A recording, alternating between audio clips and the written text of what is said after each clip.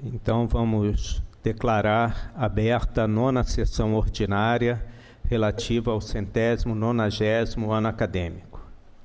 Em primeiro lugar, coloco em discussão as atas do dia 2, 9 e 16 de agosto do corrente ano. Alguma manifestação? Então, não havendo manifestação, declaro essas 3 atas aprovadas. Nós não temos nenhuma comunicação da secretaria e, então, abro a palavra comunicação dos acadêmicos. Acadêmico ex-presidente Pietro Novelino.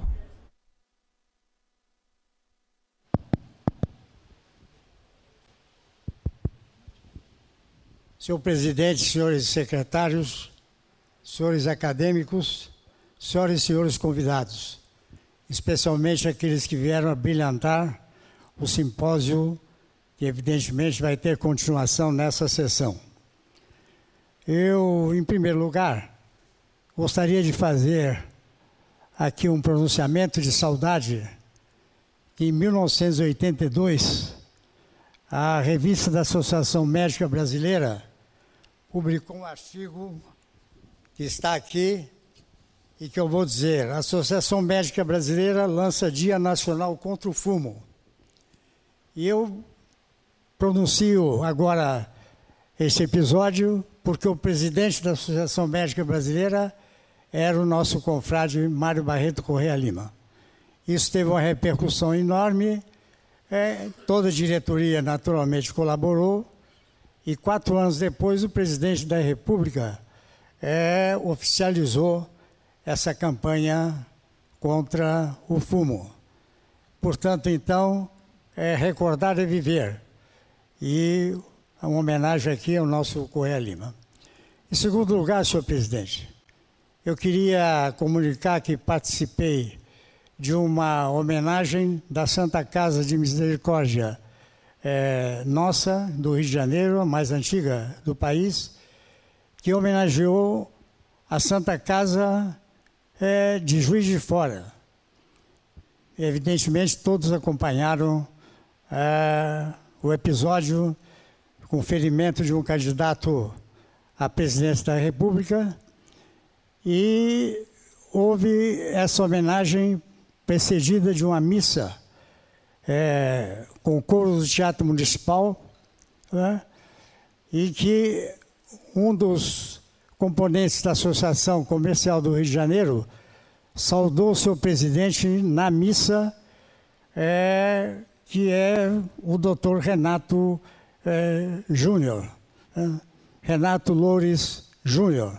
Posteriormente, houve uma reunião na mesa, do qual alguns acadêmicos fazem parte, inclusive o nosso querido secretário, e nessa ocasião foi entregue uma placa que foi para homenagear, então, o doutor Renato Loures Júnior. E todos fizeram depoimentos sobre o episódio, enfim. Eu gostaria de dizer que sou um juiz de forano honorário, porque cheguei ao Brasil aos 5 anos de idade e minha família radicou-se em Juiz de Fora. E a Santa Casa de Misericórdia de Juiz de Fora sempre teve uma medicina de excelência. E, portanto, então, isso continuou até a época de hoje. E, senhor presidente, o doutor Renato Loures Júnior fez uma reformulação completa na administração, com pleno êxito, e devo dizer que o pai dele, doutor Renato Loures, foi meu pediatra, de maneira que estava presente também o acadêmico Delta Madureira Filho.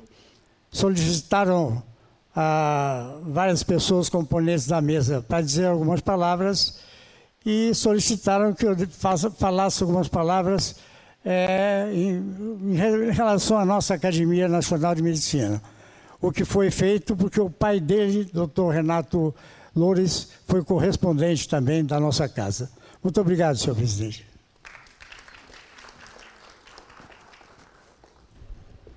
obrigado, acadêmico Pietro Novellino.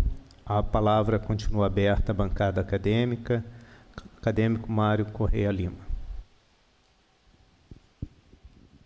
Senhor presidente, senhores acadêmicos, convidados, pedi a palavra para agradecer ao professor Novellino, porque fez essa referência.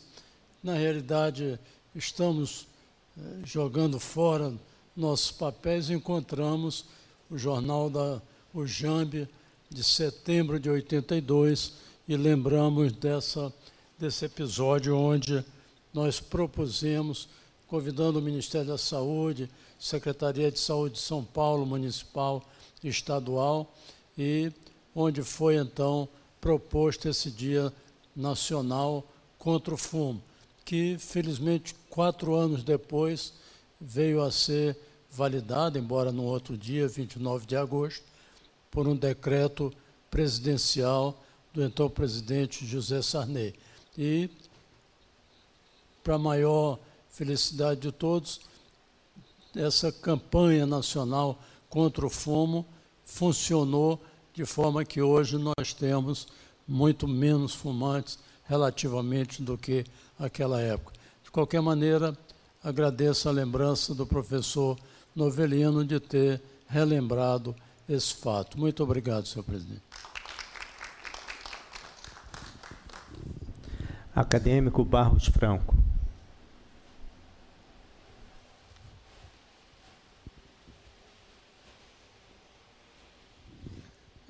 Senhor presidente em exercício, senhores acadêmicos, demais presentes, eu queria simplesmente me dar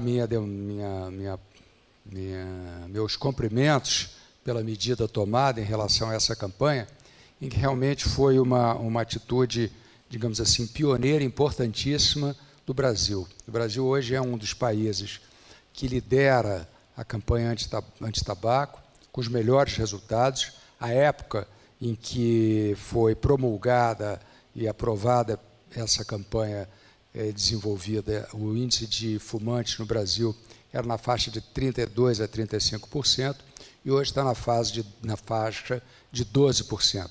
Então, foi um sucesso enorme e fico muito satisfeito que não tinha conhecimento. É importante que foi ter conhecimento disso, que foi promulgada por um dos nossos confrades o início dessa campanha tão bem sucedida.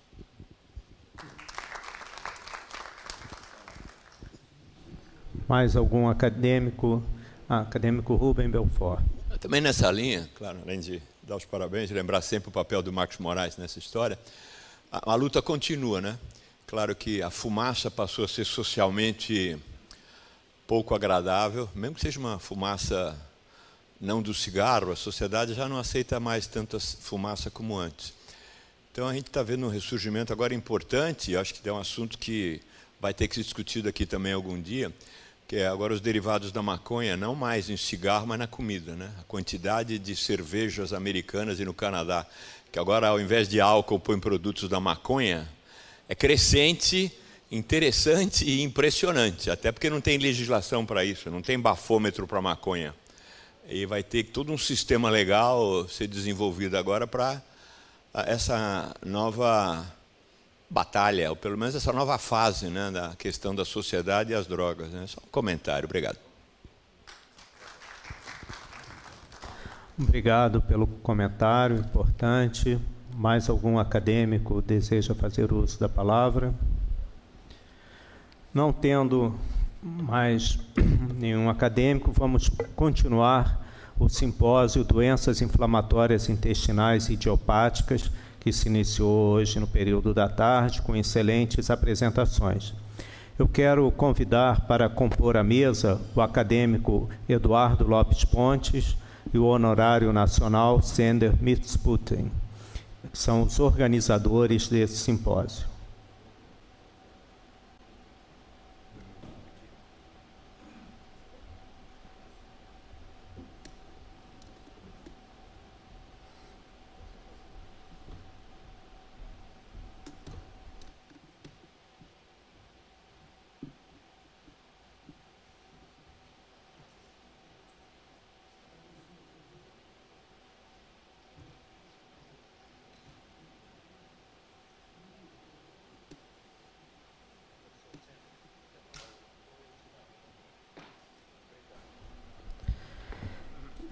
Vamos passar a conferência, então.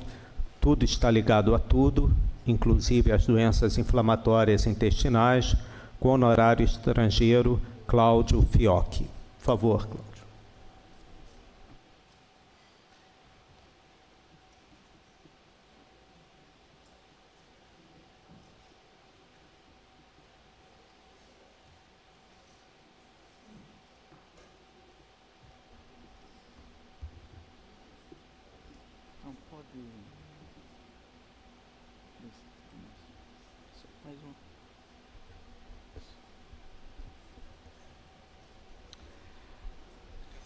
Então, boa tarde agora. Mais uma vez eu quero agradecer essa oportunidade maravilhosa de compartilhar essa palestra com vocês.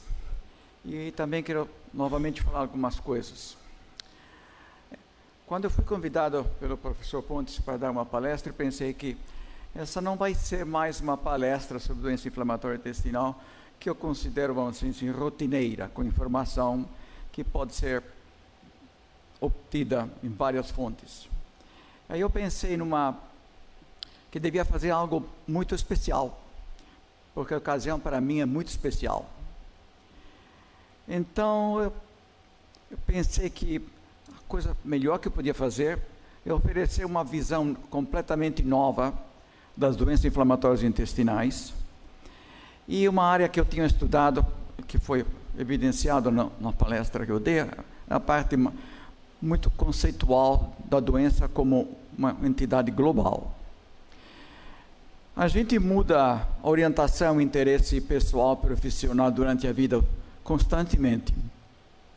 E nos últimos 5 ou 6 anos eu comecei a me interessar muito mais nesses aspectos de biologia integrada, por causa de a gente lidar com doenças extremamente complexas.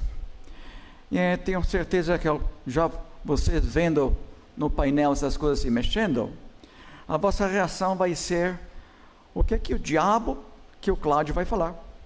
O que seria muito normal, eu também falaria a mesma coisa. E o que eu vou falar, no começo vai parecer muito estranho e completamente fora da medicina. Então, durante a minha palestra, o que eu vou tentar fazer é demonstrar como a medicina é parte de algo muito maior, e como as doenças inflamatórias intestinais são parte de algo muito maior, e como tudo é integrado em sistemas biológicos, sistemas sociais, humanísticos, que realmente dominam a nossa presença no mundo e o nosso comportamento no mundo, na saúde e na doença. Então, o título que eu escolhi: tudo está ligado a tudo, inclusive as doenças inflamatórias intestinais. O que vocês estavam vendo se mexendo e remexendo na tela são redes biológicas, às quais vou voltar com esclarecimentos devidos. Como esta é uma área nova e uma área que exige conhecimentos matemáticos e físicos que eu não tenho, por sinal, sempre odiei número, sempre fui um bom estudante, mas falhei 3 vezes o curso de bioestatística na escola médica, e até sou muito orgulhoso daquilo. Mas agora, como velho, voltei àquilo, não porque eu gosto, mas porque reconheci a importância de análises apropriadas. E o que eu vou apresentar são vários slides de um laboratório em Boston, do professor Albert Laszlo Barabasi. Barabasi é um nome mundial que criou várias teorias de networks, de redes, não só na medicina, mas em todos os campos.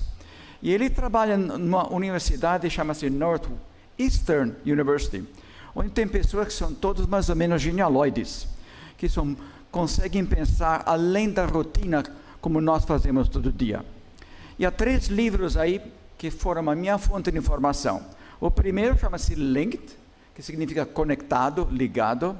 O segundo é o segundo livro do Barabasi, que é o Linked, Associação na Ciência. E o terceiro é um livro que eu recomendo a todo mundo que está interessado em doenças complexas, que chama-se Network Medicine, Medicina de Rede, pelo Barabasi e 2 médicos de Boston. E o que eu quero chamar a atenção é que são fonte de inspiração, e a inspiração tem grandes letras, e conhecimento muito pequeno. Isso não porque o conhecimento é pequeno, mas o meu conhecimento é pequeno. Mas eu fui inspirado, e o que eu vou tentar é transmitir essa grande inspiração que eu tive nos conhecimentos pequenos que eu tenho.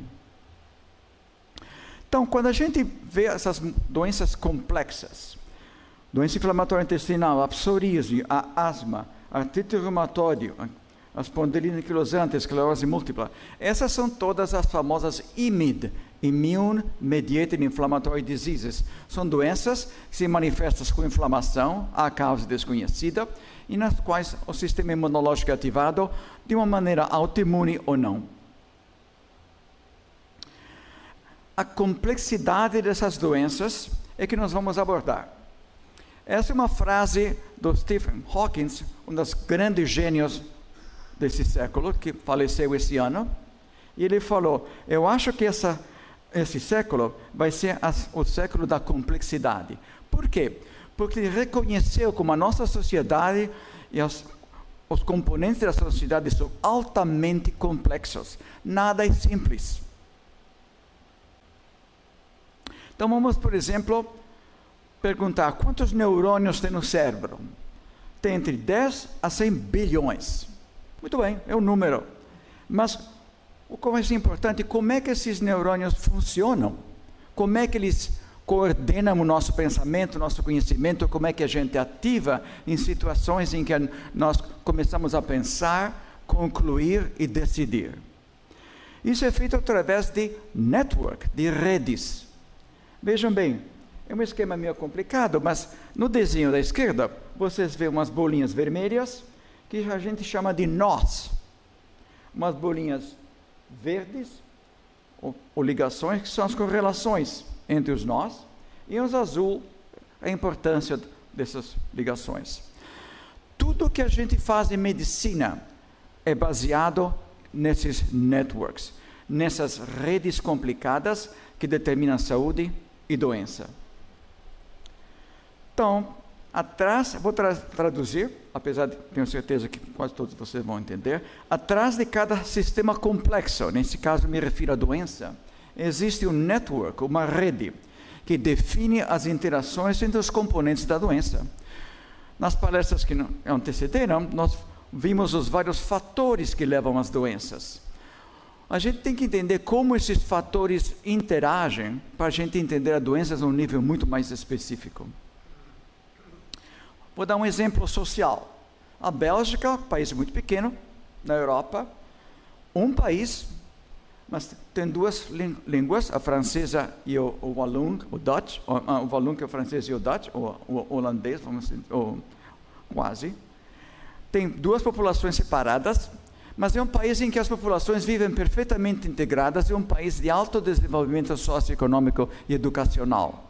Isso significa que, apesar dos componentes serem muito diferentes, eles funcionam juntos de uma maneira que cria uma sociedade altamente diferenciada e eficiente. Então vamos pensar em nós, como nós ficamos, onde nós estamos na sociedade e como nós funcionamos. Veja uma bolinha preta no centro e a bolinha acima. A bolinha acima é uma pessoa, um médico, um de nós, certo? Essa bolinha preta, na parte central, tem ligada a alguns círculos. Esse médico tem hobbies, tem uma família, tem colegas de escolas, tem amigos, e tem a comunidade biomédica que ele frequenta, ou ela frequenta. Bom, muito bem. Mas a família desse médico tem o quê? Tem tios, tem avós, tem primas, tem crianças, isso vai ampliando. Esse médico, na comunidade biomédica como a nossa aqui, também se relaciona a microbiologistas, biologistas moleculares, pesquisadores, enfermeiras e médicos na comunidade. Cada coisa com que a gente se relaciona está relacionada a algo mais, que é a formação dessas redes, nesse caso, uma rede social, um network social. Então, como é que a gente pode estudar essas complexas relações sociais ou biológicas? Como é que a gente pode entendê-las e aplicá-las à nossa vantagem? O Descartes sempre falou, quando há um problema muito complexo, a gente divide o problema em partes pequenas e a gente resolve cada parte pequena. Vamos fazer a mesma coisa. Vamos pensar nos componentes de um sistema. São os famosos nós. São aquelas bolinhas vermelhas. E elas se comunicam através de linhas ou beiradas, N e L. E a composição disso forma uma rede. Muito fácil. Nós aqui somos uma rede. Eu sou o centro no momento, porque eu estou falando, e os que estão prestando atenção, se Deus quiser, estão ligados a mim através da minha comunicação oral. A gente não pensa em sistemas, mas na verdade, quando a gente estava tendo o chá acadêmico, a gente estava interagindo no nível social com trocas de informações, pensamentos entre pessoas, entre os médicos. Existe uma ciência enorme que a gente não lê, não estuda, que estuda como esses networks, essas redes se formam e como agem. Na parte alta à esquerda, vocês veem atores de cinema bem conhecidos. O Marlon Brando, Henry Silva, Al Pacino e Michael Pfeiffer. Esses são exemplos que os acadêmicos de ciências de network usam para mostrar como as pessoas são ligadas. Então, dois atores diferentes trabalham no mesmo filme, elas interagem. Mas eles também interagem com outros atores em outros filmes que vão fazer. De maneira que criam esse network de atores. A mesma coisa acontece a um nível mecânico entre os computadores ou sistemas biológicos. Tudo está ligado a tudo. Mas os componentes básicos são os mesmos, muito simples. Aqui, por exemplo, estamos na academia. O Dr. Eduardo Lopes Ponte está ligado ao Cláudio Fiocchi, o José Galvão Alves está ligado ao Cláudio Fiocchi, e o Jorge Alberto Costa Silva, em ausência, está ligado a mim, porque eu estou falando aqui na academia. Então, tudo está ligado. Se a gente pensa nas grandes companhias nacionais e internacionais, a Coca-Cola, a IBM, companhias farmacêuticas, são lideradas por pessoas que têm muito poder. Eles criam o quê? Um network profissional, uma rede profissional, que, por sinal, controla muito do mundo, porque tem implicações financeiras enormes.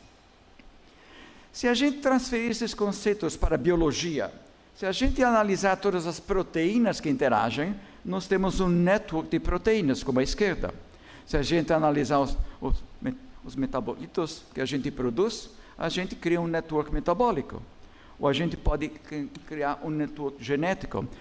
Todos os componentes desses networks, se permite, vou usar a palavra network, estão interligados. E coisa importante, cada um deles influencia os outros.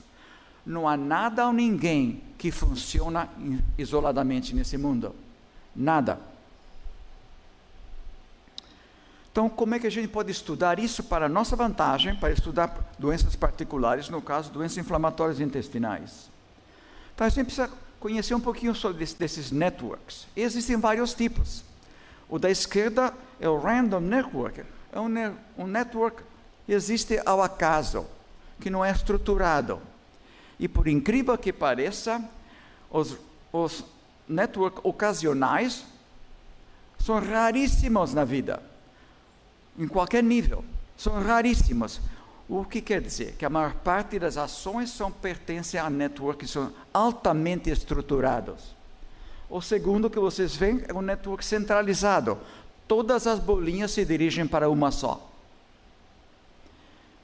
A maior parte dos networks são descentralizados. São ligados, mas são vários componentes. E o distribuído também é raro.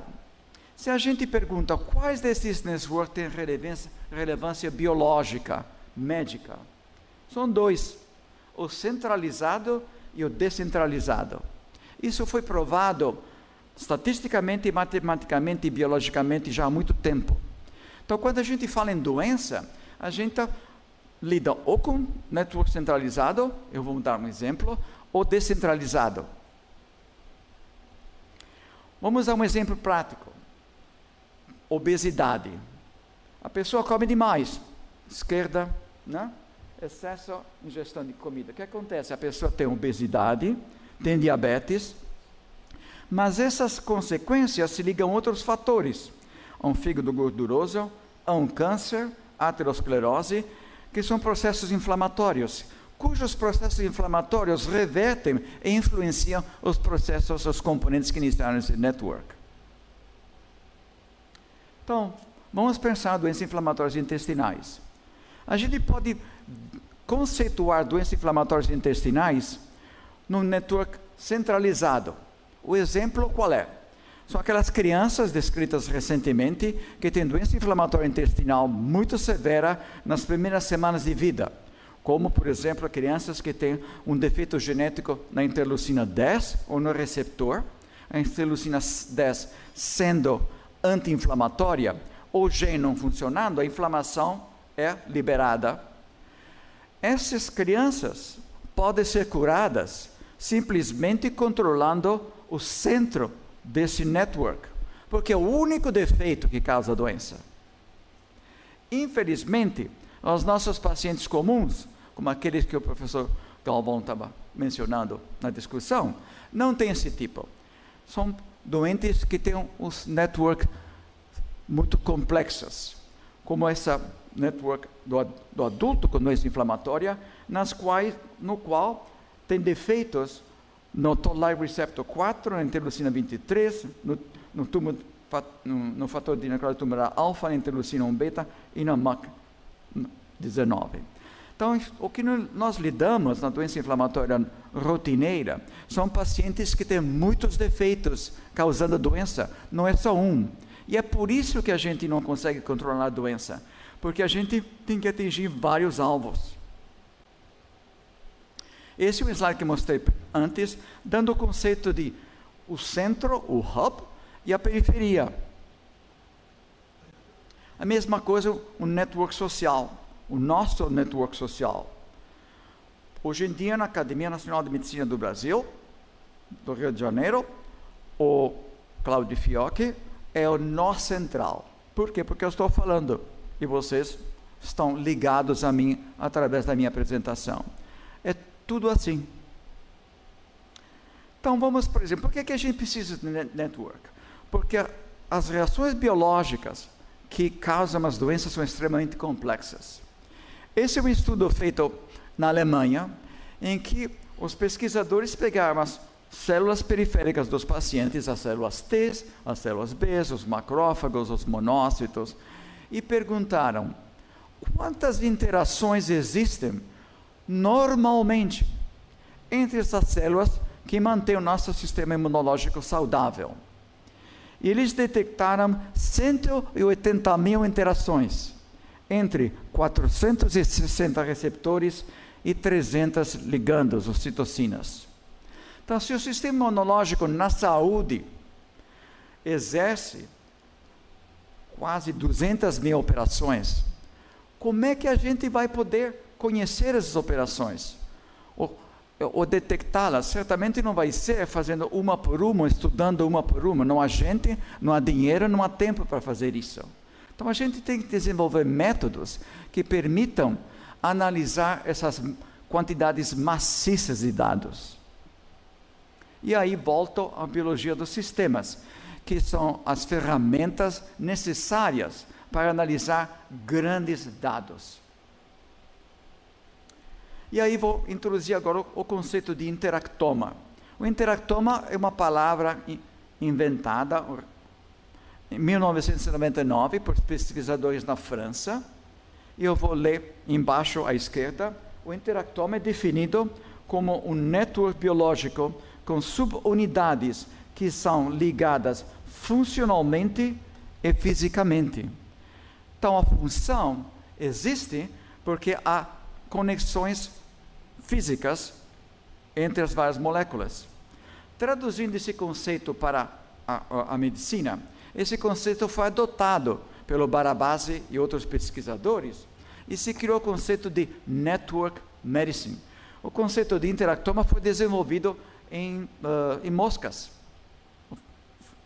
Mas esse conceito se aplica a qualquer animal, ou a qualquer planta, ou a qualquer rede social, econômica e financeira. Então, adotando esse sistema, a doença inflamatória intestinal, estou lendo agora embaixo à direita, é um network biológico nas quais as subunidades, os somas que eu falei, o exposoma, imunoma, microbioma, funcionam de uma maneira desregulada e causam uma doença. E esse traz ao conceito de network medicine. Se as doenças são complexas, nós não vamos poder resolvê-las de uma maneira simples. Eu vou ler agora o parágrafo no meio, que é na contracapa desse livro. Em lugar de forçar a doença, a patogenia da doença, no modelo reducionista, procurando uma causa, como a gente tem feito todos esses anos, a Network Medicine abraça a complexidade de várias influências na doença e depende da composição dos vários networks. Cada doença é um network nos quais os componentes da doença, que são exatamente os mesmos da saúde, estão lá, mas funcionam mal, se relacionam mal entre um e outro. E aqui volto a mostrar como a gente faz essa análise dos somas, coletado durante o tempo, a análise computacional e a determinação da rede da doença. Novamente, conhecimento acumulado de maneira clássica e de maneira integrada. Vamos aplicar isso à doença inflamatória intestinal. Os componentes que a gente conhece mais é o exposoma, meio ambiente, o genoma, a microbioma e imunoma. Todos eles têm o próprio network, mas esses networks são combinados, aumentando a complexidade. Cria o network da doença inflamatória intestinal, complexa, mas só tem duas bolinhas vermelhas que controlam toda a rede. Então vamos pensar, nessas redes biológicas existem subunidades que a gente chama de módulo. Os módulos são onde os nós que controlam a doença se agregam. Então vamos olhar, por exemplo, vamos supor que esses nódulos, como no diagrama à esquerda, são separados. Nesse caso, cada nódulo vai propiciar o quê? Uma doença perianal, uma retocolite limitada, uma doença ileal de Crohn. Mas se esses nódulos, por acaso, se combinarem entre eles, ou se sobreporem entre eles, o que é que acontece? A doença muda, e nós temos colite indeterminada, Crohn's fistulizante, uma colite extensa, ou uma doença de Crohn ileocolônica. A doença não utiliza nada que não exista na natureza, que não exista no nosso corpo. Simplesmente faz com que esses componentes agem de maneira desregulada. Como é que a gente pode então resolver isso? Como é que a gente pode atingir, esmagar, estragar, dissolver esses sistemas? E aqui vou introduzir uns conceitos. Um é o conceito de ser robusto. A palavra robusto vem do latim robus, que é o carvalho. O carvalho, na antiguidade, era o símbolo da força e da integridade. E o conceito da vulnerabilidade. Assim, vocês veem o domínio, dá um empurrinho e cai tudo. Esse conceito de vulnerabilidade e robustez existe em todos os networks. Alguns networks são fáceis de quebrar e os outros são muito difíceis. Outro exemplo. Em 2003 teve um grande blackout nos Estados Unidos. Toda a rede de eletricidade do Noroeste sumiu praticamente. A eletricidade sumiu. Estava em Cleveland, não tinha eletricidade por um dia e meio. Como é que aconteceu isso? Foi num ponto isolado, perto de Buffalo, acho, que teve um problema. Mas aquele problema se difundiu e eliminou o resto. Significando que os networks têm pontos vulneráveis. Se a gente adopta esse conceito do ponto de vista biológico, se a gente encontrar o ponto vulnerável de uma doença complexa, a gente pode controlar a doença. Então, novamente os 4 componentes, o exposoma em amarelo, o microbioma em verde. Então a gente pode perguntar, quão forte, quão Qual é a robustez?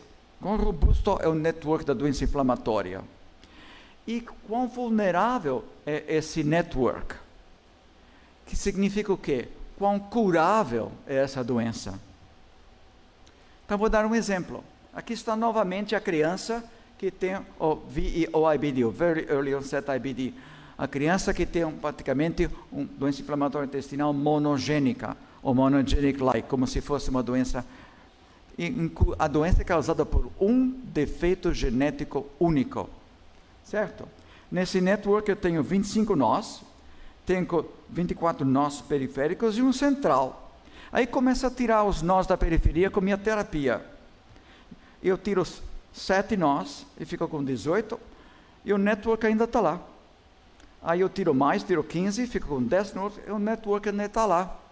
Mas aí eu tiro o hub, a molécula central, e o network desaparece. Eu curei essa criança. Como? Atingindo o controlador. Vamos ver um adulto agora, o mesmo adulto que tem vários efeitos imunológicos. 27 nós, 22 nós periféricos, 5 nós centrais. Vários efeitos imunológicos causados de efeitos genéticos ao nível de vários componentes da doença. Aí eu dou infliximab para esse paciente. Eu elimino 5 nós, certo? Mas ainda tenho 4. E o network, a doença, ainda está lá. Aí eu dou ustekinumab, elimino a interleucina 12, 23. Aí tenho menos nós, mas ainda 3 nós centrais, e a doença ainda está lá, o paciente está doente ainda.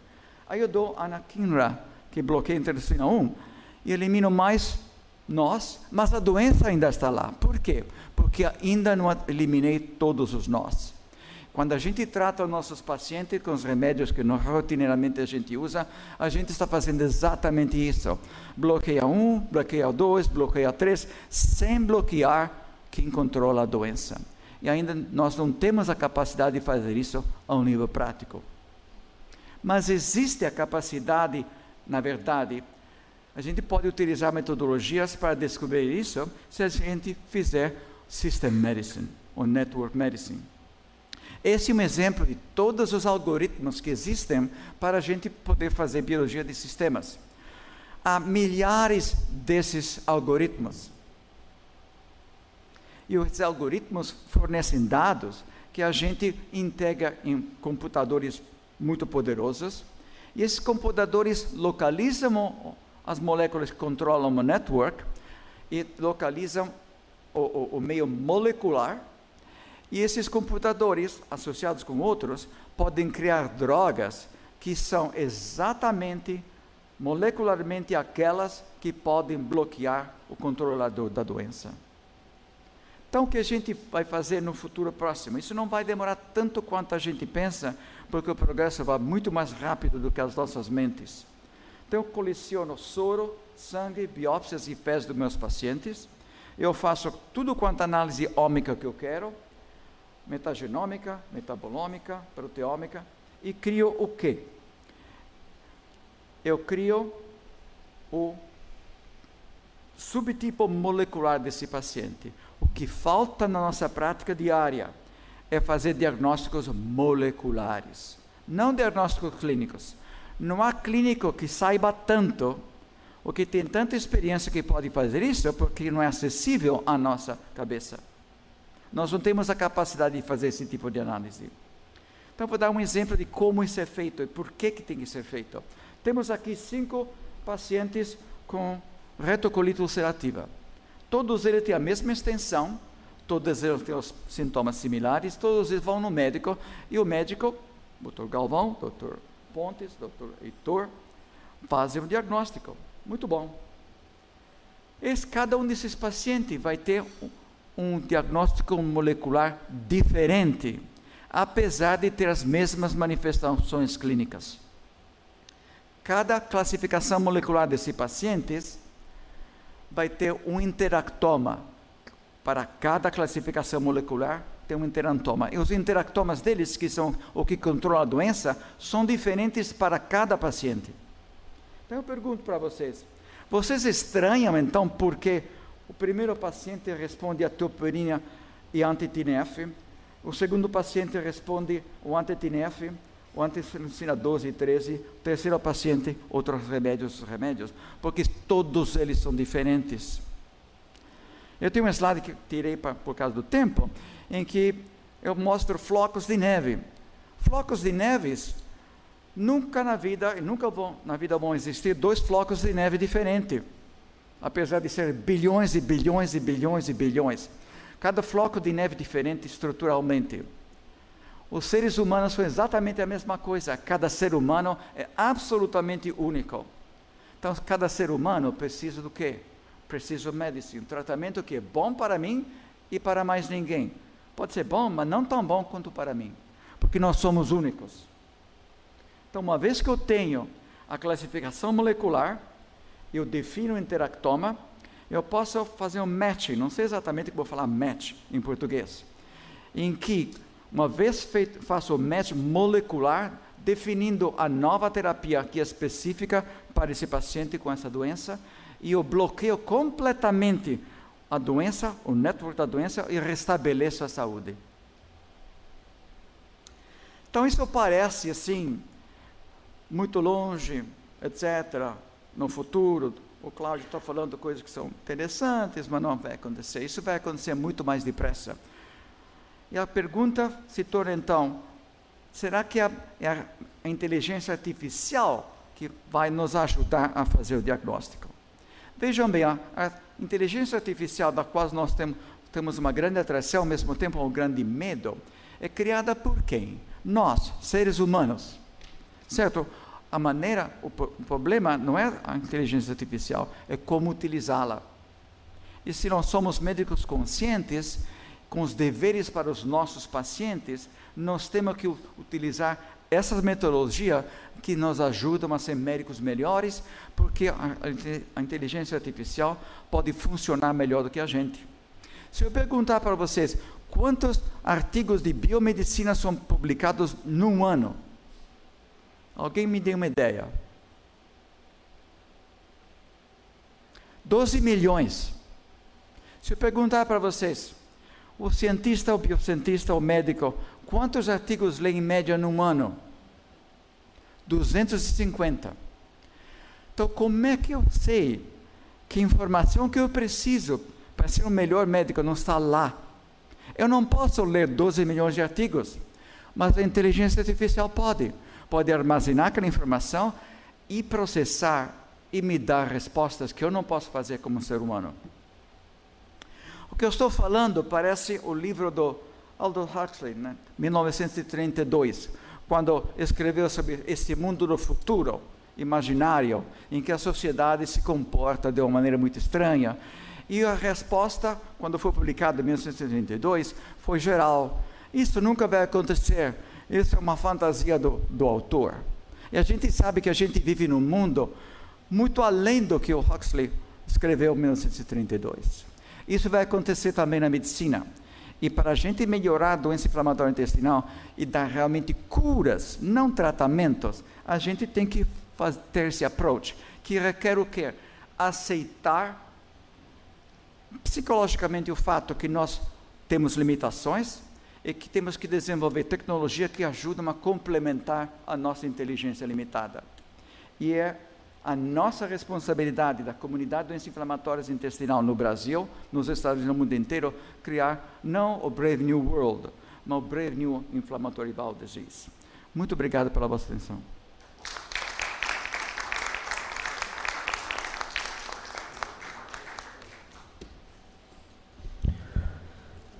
Obrigado, honorário estrangeiro Cláudio Fiocchi. Quero convidá-lo para compor aqui a mesa. Está aberto a palavra à bancada acadêmica para perguntas, comentários, assim como aos membros da mesa. Acadêmico Rubem Belfort.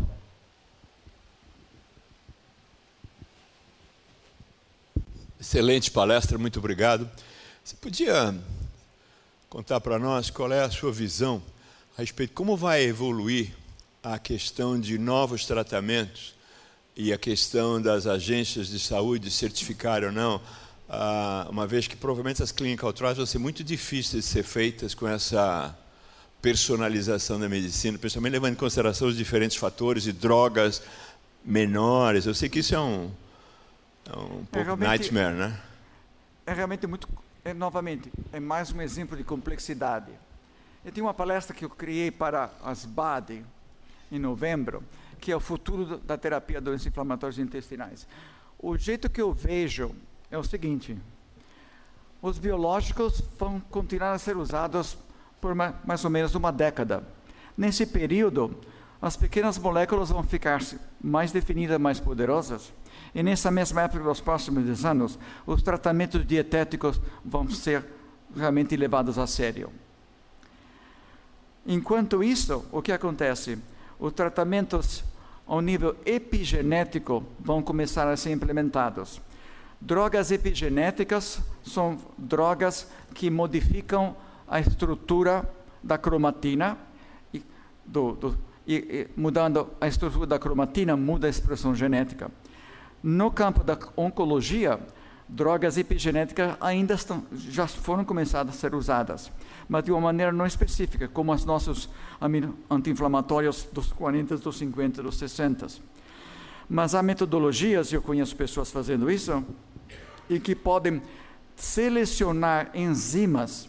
Os tratamentos epigenéticos são basicamente tratamentos enzimáticos do cromossomas, em que pode ser altamente específica, modificar a expressão genética de pedaços do cromossoma ou dos genes específicos. Infelizmente, o tratamento social, como nós comentamos antes, isso não vai acontecer. Nós vamos continuar a se comportar cada vez pior como seres humanos. Então, a gente esperar que os pacientes se comportem como devem, no sentido de dieta, ou não fumar, não engordar e tudo, isso não vai acontecer. E o último tratamento que vai acontecer dentro de 20 a 25 anos vai ser os tratamentos genéticos, em que ou a gente previne as doenças modificando, porque no futuro a gente vai saber exatamente tudo que está ligado com tudo, no sentido, essas modificações genéticas, ambientais, imunológicas, são vários quadros completos de uma doenças inflamatórias. E a gente vai poder prever o risco dos pacientes terem não só doença de Crohn, mas doença do íleo, do reto, ter câncer, ter complicações, ter fístulas. Isso vai ser determinado antes de nascer. E a gente, teoricamente, e praticamente poderá fazer, se a sociedade vai aceitar é outra história, a gente vai poder modificar os genes antes da criança nascer. Ou se o paciente é velho e já tem as modificações e não teve tempo de ser modificado geneticamente, a gente pode modificar os genes um por um e eliminar. Isso não é fantasia, isso é inevitável. Nós temos uma certa idade em que vemos isso como um horror. Os jovens não pensam assim. Os jovens não vão recusar ter um chip atrás da orelha depois de ter nascido. Isso é uma realidade inevitável. Então, a maneira que as gerações futuras vão perceber a interferência que nós vemos da inteligência artificial nos sistemas como natural. Por que eu vou levar todo dia esse troço chamado iPhone na minha mão, quando eu posso colocar essa informação aqui e ativá-las quando eu quiser? Isso é o Brave New World dos homens. Fora isso, dos homens não, dos humanos. Fora isso, aí o problema que perguntou da segunda fase. Como é que a sociedade e as pessoas que vão controlar a sociedade, o governo, companhia de seguro, indústria farmacêutica, como é que fala fit em português? Vai caber colocar nesse quadro. Vai depender do que acontece com a nossa sociedade. E vai depender muito se tem guerra ou se não guerra, se a sociedade é rica ou pobre, quem é que está dominando o mundo, se é a China, os Estados Unidos, tudo isso vai influenciar os tratamentos do futuro. E o que vai ser acessível? Ainda vai ter uma grande parte do mundo pobre, que nunca vai ter acesso a essas terapias, ou vai ser uma pequena parte da sociedade que vai desfrutar disso. Isso está nos filmes, está nos livros, mas por que existe? porque todo mundo está vendo isso acontecendo debaixo dos nossos olhos. E, novamente, complexidade. Será que a gente vai perder a capacidade de controle individual? Não há dúvida nenhuma que isso vai acontecer. Mas para nós, da velha geração, isso é inaceitável. Para o jovem, vai ser a normalidade. Obrigado, professor Fiocchi. Paulo Saldiva, acadêmico Paulo Saldiva. Professor Fiocchi, muito obrigado pela conferência. O conceito do uso de Big Data para realizar sistemas complexos, ele já está bastante evoluído em várias situações. Economia, gestão de cidades, literatura, linguagem. E começa nisso porque o problema não é o processamento. Os algoritmos de processamento já existem. O problema é você obter as informações, alimentar os sistemas. Aqueles que quiserem conhecer aplicações de Big Data, eu sugiro que visitem a página do Santa Fe Institute, em Albuquerque, New Mexico, que tem uma escola de... talvez é o grupo que mais tem publicado na Science e na Nature, em áreas de política. Dá para usar isso em política, gestão e previsão de modelos políticos. A parte de processamento de imagem planetária também, as imagens satélites estão colocando imagens globais. O que me assusta um pouco, ou digamos que eu vejo com dificuldades, é quando nós vamos transformar de uma cidade, ou de um planeta, ou de um mundo, de um cenário político internacional, para uma medida individual, onde o Big Data, as informações vão ser geradas por um indivíduo. E isso coloca um dilema que o senhor já apontou, o acesso a isso.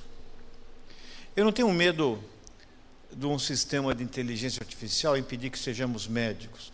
Pelo contrário, nós poderemos ter mais tempo para fazer aquilo que um médico deveria fazer, que são as mudanças comportamentais, desenvolver a parceria, a empatia que permita que o indivíduo compartilhe, não só modifique hábitos, princípios, valores, e até compartilhe os seus medos, porque o sistema vai informar talvez soluções terapêuticas novas.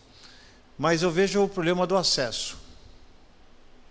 Eu vejo hoje, sem essa medicina personalizada, quem está na primeira classe do Titanic é uma fração muito pequena da população, restrita a 8 países no máximo. Então, o meu único temor em relação a esse mundo que virá é que as desigualdades de saúde sejam cada vez mais acentuadas. Mesmo porque, aproveitando a deixa da Santa Casa, a homenagem que foi feita à Santa Casa de Juiz de Fora, também conhecida a Nossa Senhora Santa Casa do Var, né? Que é o verdadeiro Juiz de Fora, é que mesmo sendo do SUS, o candidato não teve um tratamento do SUS. Quer dizer, na hora que entra um candidato a presidente da República, automaticamente o sistema passa a funcionar de uma forma diferente. O cirurgião larga a reunião, larga o almoço e vai atender prontamente. E se isso acontece em Juiz de Fora, você imagina quando acontecer isso, que você tem que determinar a sua expressão gênica, a sua proteômica, alterar a pós-genômica, o teu microbioma, e aí você vai desenhar uma molécula que pega aquele determinado nó. Então, eu não estou contra, eu só estou dizendo que eu não tenho preocupação de ser invadido por um chip, mas eu tenho medo que a minha consciência seja comprometida pela desigualdade. Eu concordo plenamente. E o que eu sempre penso, quando a gente reage a esses conceitos novos, eu sempre penso, eu estou pensando, reagindo, aceitando, não aceitando esse conceito, essa realidade provável, como eu, Cláudio Fiocchi, que tem uma certa idade, com um certo background. Mas eu vejo meus filhos, os amigos dos meus filhos, outras pessoas mais jovens, não se porem esses problemas. Porque eles veem a sociedade, e o que esperam da sociedade, completamente diferente do que a gente espera. Eu não consigo ver ninguém andando na rua que não tenha um telefonezinho na mão. Eu não consigo entrar num elevador que não tenha... Aquilo é a nova normalidade, que eu acho uma aberração. As famílias vão nos restaurantes, ninguém fala. Eles só ficam olhando para o outro. Errado ou não, isso que vai acontecer. E como isso é inevitável, e a história nos ensinou que os humanos continuam fazendo erros desde que foram criados, a gente vai ter que se conformar. Nós não vamos estar lá, porque já passou, mas as novas sociedades vão ter parâmetros completamente diferentes de julgar ou de aceitar do que nós fazemos nessa sala. Principalmente, com toda a permissão, os acadêmicos, porque nós somos mais velhinhos. Continua aberta a bancada. Acadêmico José Galvão Alves. Excelentíssimo senhor presidente, senhores acadêmicos, minha senhora, meus senhores. Eu tenho 65 anos e dediquei e acreditei piamente ao longo desses 65 anos que a coisa mais importante no mundo é o relacionamento humano. Eu acredito piamente que nós possamos nos integrar, mais ou menos num network feliz. E tenho uma preocupação muito grande, primeiro com a desigualdade, que já é gigantesca, e que o mundo propiciou de alguma maneira que os mais fortes fiquem mais fortes, os mais fracos, que é uma preocupação gritante. E eu me pergunto, aonde entra a emoção nas doenças? Eu dedico talvez 50% ou mais das minhas entrevistas conhecendo a pessoa que eu estou cuidando, até me aproximando delas, porque gosto disso também, porque me sinto bem. Num curso de imunologia há muitos anos, quando eu era estudante de medicina, o professor Oliveira Lima estava dando uma aula sobre linfócitos. E daí, dizendo das defesas e da importância no sistema de defesa dos linfócitos. E eu perguntei para o professor Oliveira Lima, naquela ocasião, estou falando de quase 40 anos atrás, professor Oliveira Lima, o que acontece com os nossos linfócitos quando nós ficamos tristes? E ele me respondeu, eles ficam melancólicos. E eu acreditei nisso até hoje. Eu acreditei que o nosso sistema é uma máquina, mas que tem influências não perceptíveis. Por isso que nós somos humanos. Por isso que nós temos comportamentos diferentes ou individuais, únicos, que eu concordo plenamente. Cada paciente é um, cada relação é única, por conseguinte, cada doença e doente é único. E daí, quando nós caminhamos tão para chips, para mudanças em genomas e tal, que eu acho que vai chegar mesmo, eu não tenho a menor dúvida, até porque eu tenho um filho jovem, e a coisa, para eles, é muito mais aceitável. A minha pergunta é, aonde e como ficarão as inter-relações? O que nós seremos? Na sua visão, eu sei que você não, talvez não possa responder isso, professor Fiocchi, mas como é que o senhor pensa isso? Esse é um assunto extremamente interessante, porque o relacionamento humano e o relacionamento do paciente e o doente realmente foi a base da medicina que nós conhecemos. Então, para responder, eu vou começar com uma pergunta. Será que esse relacionamento, a importância do relacionamento, vai continuar? Em que nível?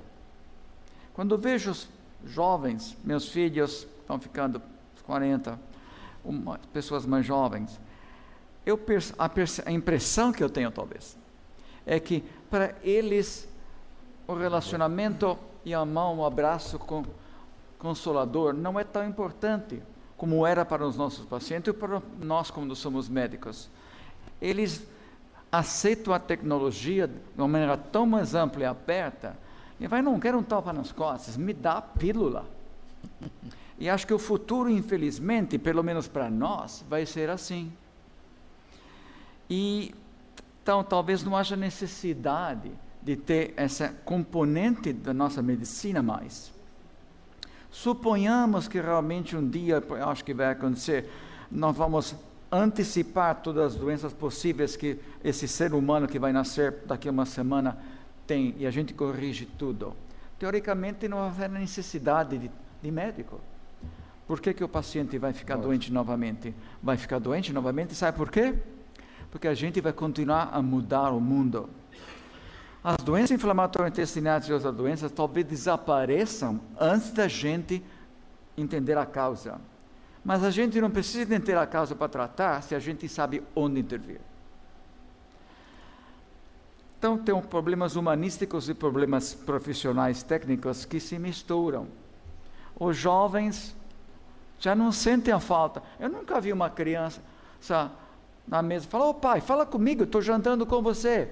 Não, eu tenho o meu próprio telefonzinho, eu estou lá. Se a criança reclamasse, significa que essa criança, essa pessoa jovem, ainda quer um relacionamento com os pais, como nós tivemos. Mas eles estão sendo condicionados que a maquininha na mão é mais importante do que bater papo sobre futebol. O que é muito triste para nós. Mas no futuro talvez seja assim. Eu espero que não seja tão feio quanto Blade Runner 2049, em que tudo é horrivelmente escuro, preto, molhado e desgraçado. Mas a gente não vai estar lá para saber. Nós continuamos julgando com os nossos parâmetros.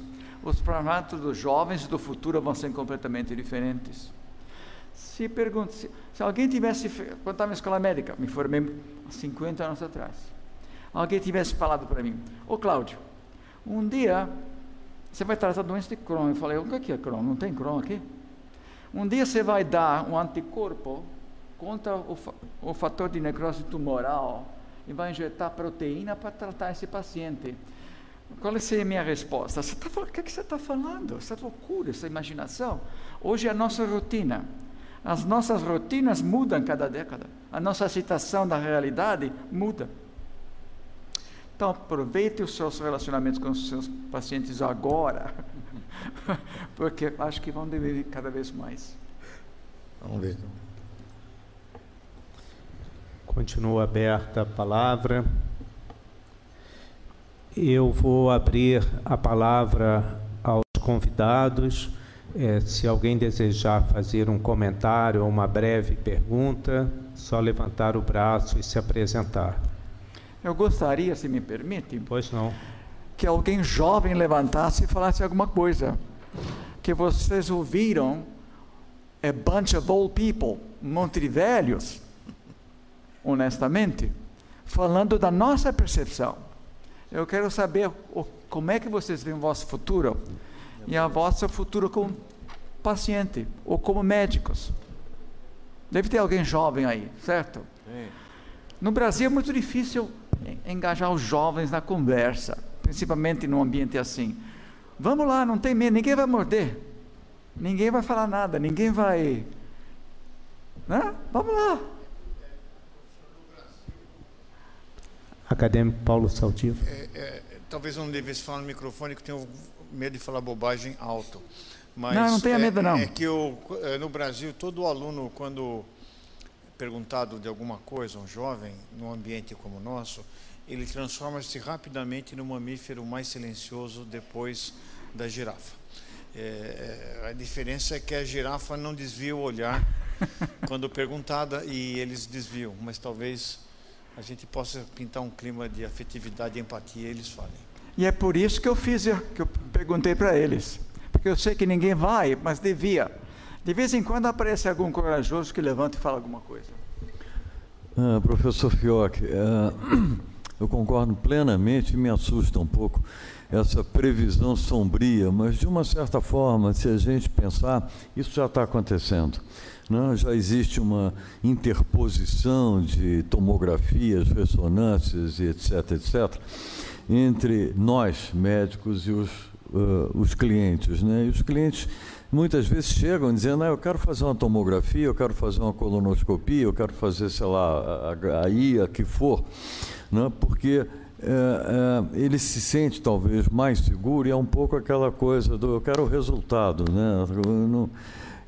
Eu acho que isso, de uma certa forma, já está acontecendo por razões talvez diversas da que a gente estava falando, dessa coisa mais emocional que o Galvão mencionou, mas está acontecendo por razões econômicas, por uma série de fatores que a gente precisa entender bem, né? E, infelizmente, acho que a gente vai ter que acompanhar isso. Eu sou um dos que ainda me recuso um pouco.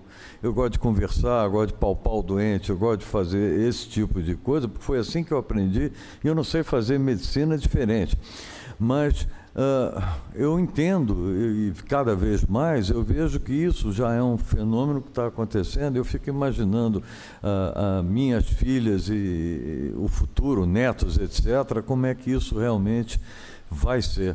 Né? E isso de ver o telefone celular na mesa do restaurante, onde as pessoas não conversam mais, eu já vejo isso há alguns anos acontecendo. Como é? Tem algum jovem que criou coragem, não?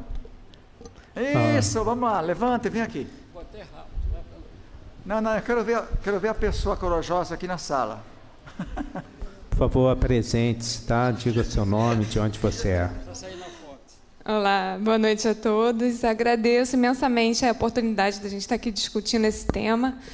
Hoje eu estou aqui pela primeira vez participando de um evento na academia, como estudante de doutorado de Fisiologia no Instituto de Biofísica, conheço até o professor Marcelo, mas também como paciente de doença de Crohn, fui diagnosticada esse ano, e por isso que eu me interessei mais pelo assunto e estou pesquisando e participando dos eventos. E eu concordo muito com o professor, realmente acho que a gente cada vez mais tem que buscar a ciência de forma integrada em todos os níveis, e esse é o nosso futuro, já é o que a gente faz na ciência, tenta pelo menos fazer até para responder nossas perguntas, né? E é o futuro da ciência, da medicina, de forma geral, eu concordo. Obrigada. Muito obrigado. Uma mulher foi corajosa, veio primeiro. Tem algum homem? Tem homem aqui entre os jovens? Nossa, não tem.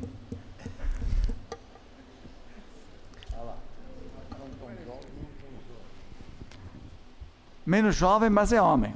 Eu sou menos jovem. Eu sou Rogério, residente de medicina de família. Eu achei interessante na palestra do professor, quando ele foi da doença, falando de várias redes, mas ele foi para a molécula apenas. Eu, como residente de medicina de família, gostaria de saber qual a visão da pessoa para suprassistemas, ambiente, sociedade, interações sociais com o ecossistema, como isso no futuro poderá influenciar o curso dessa doença. A gente realmente não pode adivinhar no futuro, mas a gente pode adivinhar, depende do futuro também, no futuro próximo, 5, 10 anos. Eu acho que ainda nos próximos 10 a 20 anos, a gente vai depender ainda de um futuro que nós temos ainda hoje em dia, mas esse futuro vai ficar cada vez mais diluído pelas novas terapias epigenéticas, genéticas e moleculares. E as terapias vão ter uma vantagem que nós não temos agora, especificidade. Muitas poucas drogas que a gente usa hoje em dia são altamente específicas. Por causa dos avanços tecnológicos, fora da medicina, por sinal, nós vamos ganhar a capacidade de intervir muito especificamente. Isso realmente vai ter um impacto. Mas a gente vai ter que aceitar também que, antes da medicina genética, a gente vai ter que utilizar muito mais terapias ao mesmo tempo do que a gente faz agora, e a gente vai ter que aprender a utilizar multiterapia sem fazer uma imunossupressão muito severa. E vai ser um desafio muito grande. Mas a gente, uma vez que faz a classificação molecular, a gente vai saber exatamente onde intervir.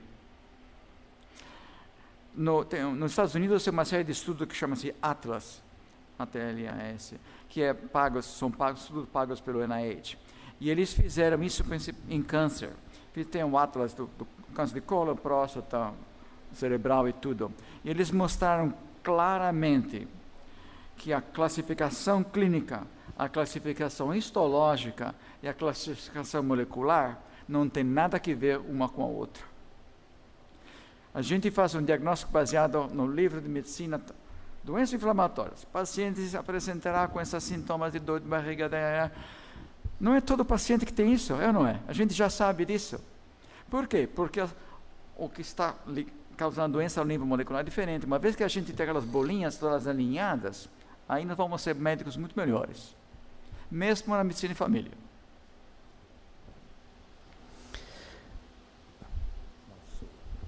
Dr. José Suassuna, nosso futuro acadêmico, já eleito. Obrigado.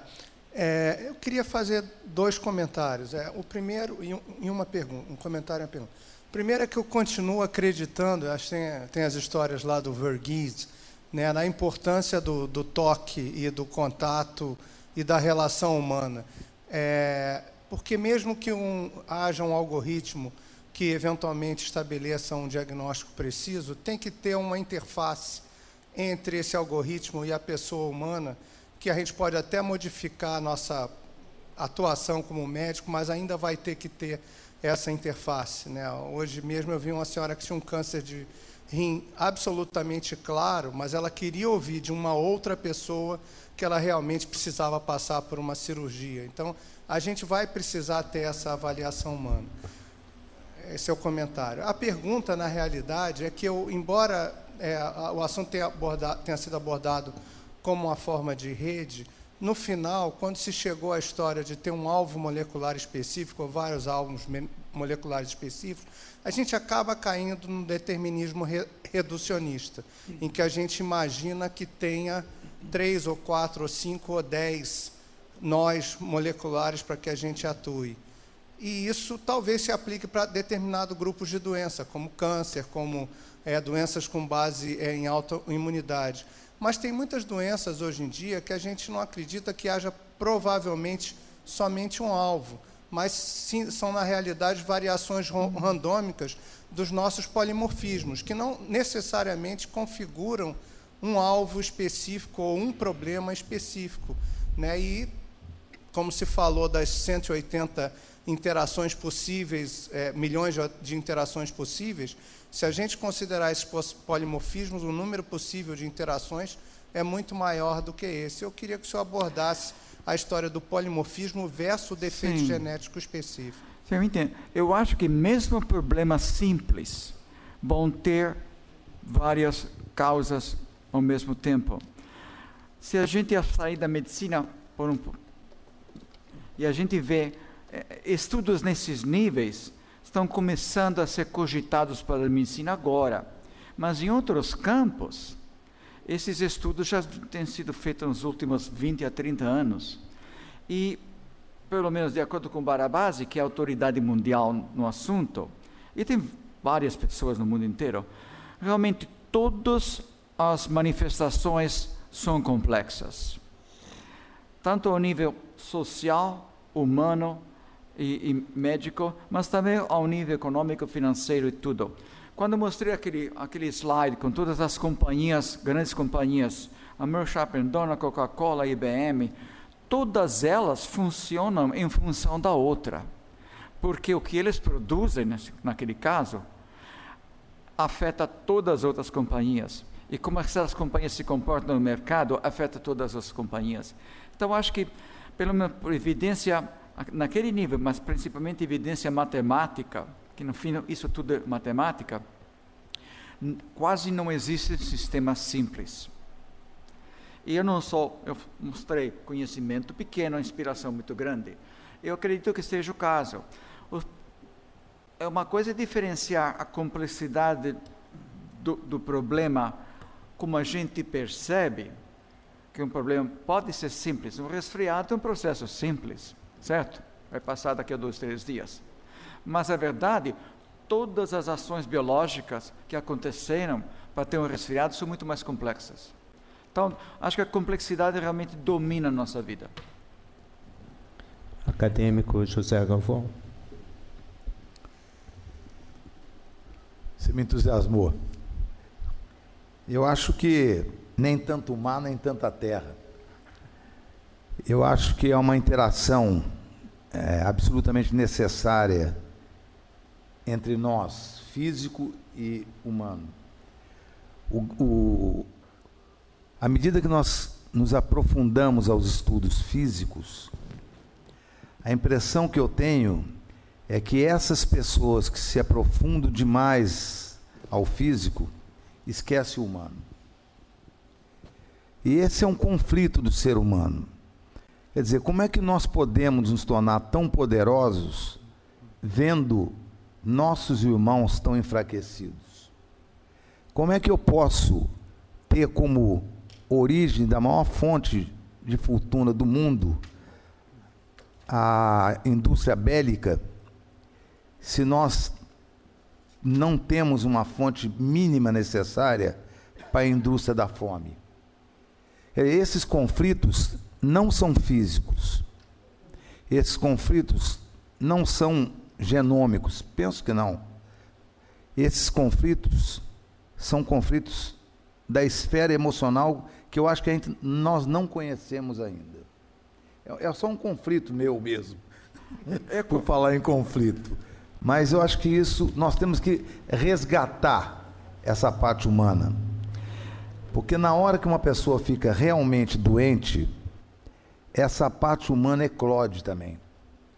As pessoas continuam chorando suas perdas, interrogando suas doenças, conflitando consigo e com seus familiares. E aí a presença de um cabide ou de um braço amigo ainda vai ser necessário. É uma impressão. E complementando o que foi falado aqui, e para ouvi-lo, professor Fiocchi, e principalmente complementando o que o acadêmico José Galvão está dizendo, eu queria enfatizar a questão da doença mental, porque talvez a doença mental seja uma das doenças que melhor cabe nessa ideia de network, porque na doença mental influem questões físicas, bioquímicas, moleculares, genéticas, mas, sem dúvida, o ambiente influencia na doença mental. Por mais que nós consigamos um dia ter um bebê com uma genética perfeita, ele poderá vir a usar drogas que vão facilitar uma doença mental. O próprio computador, o celular, hoje, com a luz que ele produz, já é um fator de insônia maior do que qualquer outro. Então, as pessoas hoje se queixam de insônia e passam as madrugadas nos computadores, nos celulares. O próprio celular hoje já é o principal motivo de acidente automobilístico, porque as pessoas digitam ou falam no celular quando ao volante.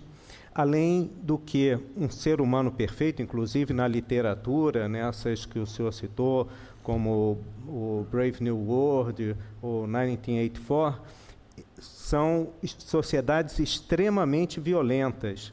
E a violência, principalmente na infância, é um fator associado à eclosão de doença mental na vida adulta. Então, eu penso que, por melhor que seja o controle desse network, nós temos que pensar nele de uma forma mais ampla, porque a doença mental ela não será corrigida com apenas fatores bioquímicos ou genéticos. Nós vamos ter que corrigir muito o ser humano, e isso é algo que eu julgo que está numa distância ainda muito maior. Novamente concordo plenamente, porque o que eu pensei agora é que um dos das abordagens que a gente podia ter, é realmente que evitaria muitas doenças, a educação. A educação, para mim, é a melhor forma de progredir para o futuro, evitando cada vez mais os problemas sociais e médicos que nós sofremos. Assim como alguém citou da campanha contra o fumo, que teve grande sucesso, se a gente tivesse governos responsáveis, e esses são muito poucos do mundo, infelizmente, mas a educação da população, todos os níveis, realmente ajudaria muitíssimo em evitar essas doenças. Será que isso vai acontecer? Ou será que a gente vai depender cada vez mais de máquinas e companhias? Vai ser a nossa escolha como seres humanos, nossas decisões. Infelizmente, provavelmente porque eu estou ficando cada vez mais velho, eu tenho muito pouca fé no ser humano.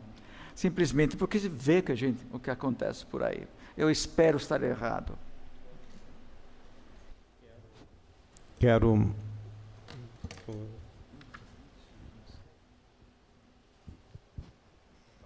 passar a palavra, então, ao acadêmico Eduardo Lopes Pontes. Eu pedi a palavra para que, antes que o presidente encerrasse essa sessão, eu queria agradecer a todos que compareceram, agradecer especialmente a todos os palestrantes que foram excepcionais, e queria agradecer ao professor Fioch. O professor Fioch nos proporcionou 2 palestras excepcionais, sendo que essa última, ele fez exatamente o que eu acho que é o para que a academia serve, porque a gente saiu um pouco da coisa meramente científica e acabamos discutindo aqui uma série de coisas que têm pontos filosóficos muito importantes de olhar para frente e tentar imaginar como é que vai ser e como nós interpretamos isso. Então, eu acho que essa amplitude do pensamento é o que está na base da academia e eu agradeço a ele muitíssimo por ter nos proporcionado a isso. Obrigado a todos. Eu quero agradecer aos organizadores desse excelente simpósio, o acadêmico Eduardo Lopes Pontes e o honorário nacional Sender Misputin. Muito obrigado. Quero agradecer a todos, a bancada acadêmica, a todos que ficaram até o final, o público que participou. Muito obrigado. A sessão está encerrada.